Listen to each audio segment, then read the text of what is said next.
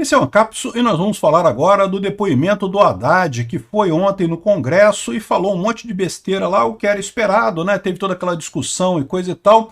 A mídia tradicional está dizendo que ele se deu bem pra caramba porque respondeu meio enviesado, que não faz o exame de DNA para saber quem deu o calote. Eu fiz, Haddad. Sabe quem deu o calote? O Lula 1 e Lula 2. Sabe por quê?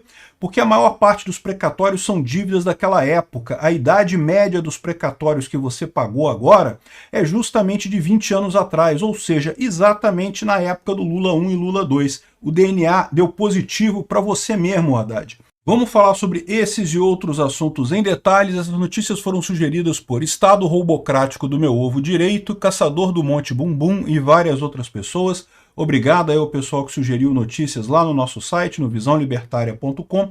E obrigado a você que está assistindo o nosso vídeo. Se você gosta do nosso conteúdo, por favor, deixe o seu like, se inscreva aqui no canal, né?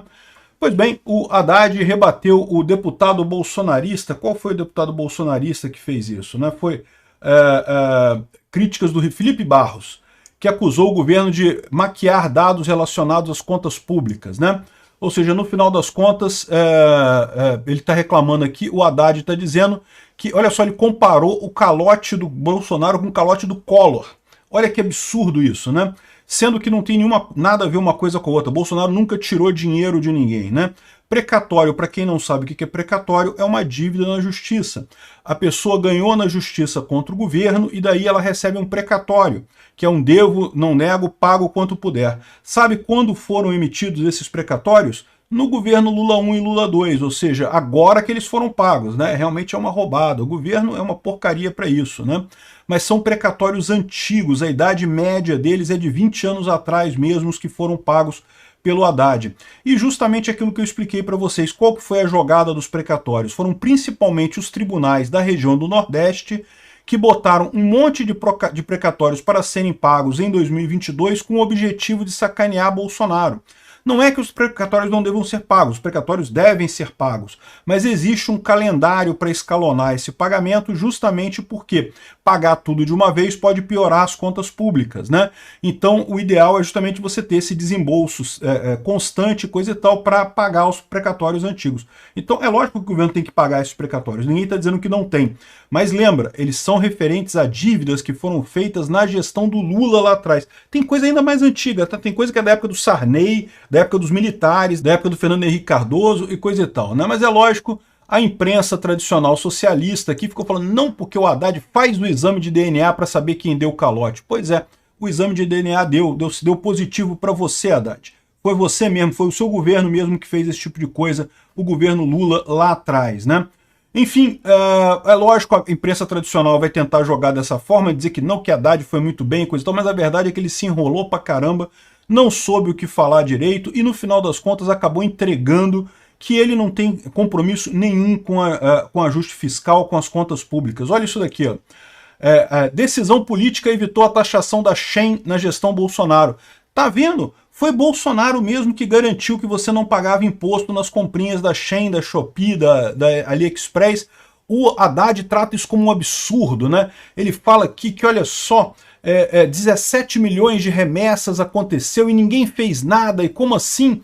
Gente, a lei, eu já expliquei para vocês, essa ilusão que esse pessoal fala de que tem que ser o remetente pessoa física para remetente para destinatário pessoa física, está errado. A lei é clara, apenas o destinatário precisa ser pessoa física. O remetente pode ser empresa. Então, teve empresa, a Shein, provavelmente, ou a Shopee, não sei, que remeteu 17 milhões de remessas. E daí, qual que é o problema? Está na lei, é permitido. Ninguém foi obrigado a comprar nada, as pessoas compraram porque eram bons produtos, que estavam baratinho, um monte de gente renovou o guarda-roupa, comprou quinquilhariazinha aí, ou seja, agora esse governo quer arrecadar, quer ganhar dinheiro a todo custo e coisa e tal, e aí inventou de botar imposto nesse troço todo, né? E todo mundo viu o que está acontecendo. O governo Lula é contra os pobres, quer ajudar os empresários, quer ajudar o pessoal rico no Brasil, o pessoal que já é rico, botando mais conta para o pobre pagar, como por exemplo nesse caso aqui. E foi bom o Haddad ter falado isso, porque ficou claro que Bolsonaro é o mocinho nessa história. É o cara que fez a coisa certa, que não quis cobrar imposto. É o Lula que está querendo cobrar imposto do pobre para ajudar a indústria brasileira. o pessoal rico, que já é rico aqui no Brasil, que faz exatamente isso, tá? A indústria brasileira faz exatamente isso, compra as quinquilharia da China e revende aqui no final das contas. É a mesma coisa que você faz. Eles não querem que você faça sozinho isso direto da China, usando esses apps chineses, mas eles querem fazer isso e empurrar esse custo para você, ó, se fuder e dar mais dinheiro para eles, né?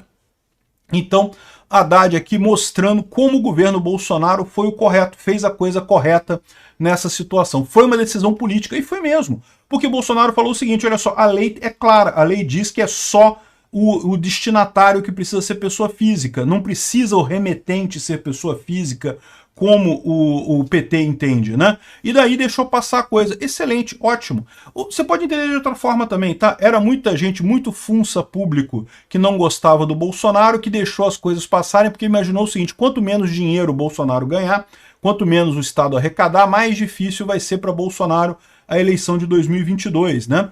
E acabou que não foi, Bolsonaro teve superávit em 2022, entregou um país com as contas positivas, com dinheiro no caixa, não teve dificuldade nenhuma, não se elegeu, é verdade, mas apenas porque foi consciente nesse aspecto, de não jogar o Brasil numa ribanceira financeira por conta de ganhar a eleição, né? Como Lula, eu não tenho dúvida nenhuma, vai fazer lindamente se essa for a opção para ele, né? Enfim, então Haddad não apenas mostrou que Bolsonaro estava correto nessa história, entregou, como ainda disse aqui, ó, que a meta de inflação de 3% é exigentíssima e inimaginável, ou seja, quem achava que era o Lula, que era o cara que não tá nem aí para despesa, que acha que pode imprimir dinheiro, que não tem problema, que o equilíbrio fiscal não importa, que era só o Lula que pensava isso, né? Tinha uma turma aí, né? Uma turma que falava, não, Haddad é o cara que bem ou mal está segurando o déficit fiscal, está tentando fazer o governo ter equilíbrio nas contas. Porcaria nenhuma, o Haddad entregou, foi espremeram ele peidou. Aqui, ó. 3% não pode, inflação de 3% é muito pouco. Não, pode ter inflação de 80%, qual que é o problema, né? Normal ter inflação de 80% ao mês, isso daí a gente já passou por isso e sobreviveu, né? E de fato passamos por isso e sobrevivemos. A que custo que passamos por isso e sobrevivemos? O custo que foi justamente equilibrar as contas públicas num estado inchado como o nosso, um estado que é difícil você conseguir reduzir o peso do Estado, né? Bolsonaro fez milagre, conseguiu reduzir o peso do Estado e agora vem esses idiotas agora querendo inchar o Estado mais ainda e cobrar conta de você, porque vai ser você que vai pagar, seja em aumento de impostos, seja na inflação. De um jeito ou de outro é você que vai pagar, né? Então o pessoal está colocando aqui o Haddad como saindo grande campeão desse debate, mas a verdade é que não, ele foi apertado e peidou no final das contas, entregou a política correta do Bolsonaro de reduzir imposto para reduzir inflação para as pessoas. Ele ainda falou que reduzir os impostos dos combustíveis em 2022 foi um gatilho que o Bolsonaro fez para reduzir a inflação na marra e não sei o que lá. Não, o Bolsonaro fez o certo. O correto é isso, o Estado é algo inútil, não serve para nada, só atrapalha, não ajuda ninguém, nem uma pessoa é ajudada pelo Estado. E aí, no final das contas, o correto é esse, diminui o Estado o máximo possível, é esse o caminho que a gente tem que ir, reduzindo impostos principalmente, né? Ou seja, ele deixou bem claro a diferença do estilo deles, que querem sugar cada vez mais sangue da sociedade brasileira, a troco de nada, e o estilo do Bolsonaro de reduzir o tamanho do Estado. Parabéns aí ao Haddad pela entrega desses pontos, né? Uma outra coisa só para comentar que não tem muito a ver, mas tem alguma coisa a ver, o caso das blusinhas da Shein e coisa e tal.